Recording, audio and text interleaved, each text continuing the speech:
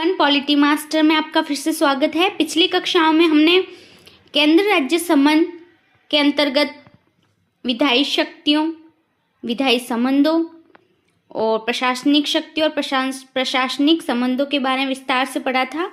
आज हम अंतर्राज्यीय संबंध यानी इंटर स्टेट रिलेशंस के बारे में विस्तार से पढ़ेंगे।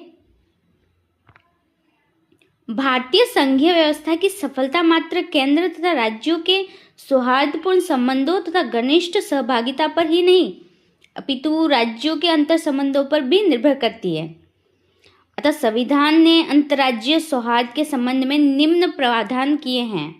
पहला, अंतर्राज्यीय जल विवादों का न्याय निर्णय, अंतर्राज्यीय परिषद द्वारा समन्वयता, सार्वजनिक कानूनों, दस्तावेजों तथा न्यायिक प्रक्रिया को पारस्परिक मान्यता और अंतर्राज्यीय व्यापार, वाणिज्य तथा समागम की स्वतंत्रता।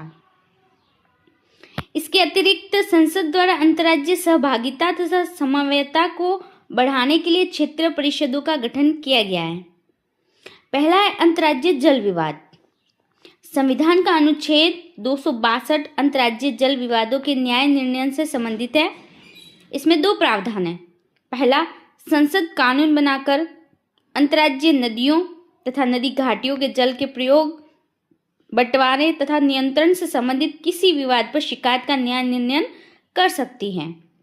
दूसरा, संसद यह भी व्यवस्था कर सकती है कि ऐसे किसी विवाद में न ही उच्चतम न्यायालय न ही कोई अन्य न्यायालय अपने अधिकार क्षेत्र का प्रयोग करे। इस प्रावधान के अधीन संसद ने दो कानून बनाए हैं। पहला, नदी बोर्ड अधिनियम 1956 तथा अंतर्राज्यीय जल विवाद अधिनियम 1956। नदी बोर्ड अधिनियम अंतर्राज्यीय नदियों तथा नदी घाटियों के नियंत्रण तथा विकास के लिए नदी बोर्डों की स्थापना हेतु बनाया गया है। नदी बोर्ड की स्थापना संबंधित राज्यों के निवेदन पर केंद्र सरकार द्वारा उन्हें सलाह देने हेतु की जाती है।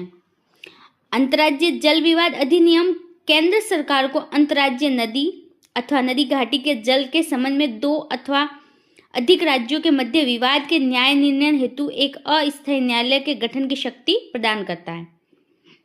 यानी कहने का मतलब है, जब दो राज्यों के मध्य कोई जल विवाद है तो नदी बोर्ड अधिनियम और अंतर्राज्यीय जल विवाद को निपटारा करने के लिए एक तो 1956 में अंतर्राज्यीय जल विवाद अधिनियम बनाया गया है और एक नदी बोर्ड अधिनियम 1956 की व्यवस्था की गई है। यह केंद्र सरकार को राज्यों के निवेदन पर बनाया गया है और हम जानते हैं कि संसद को यह अधिकार है कि अगर कोई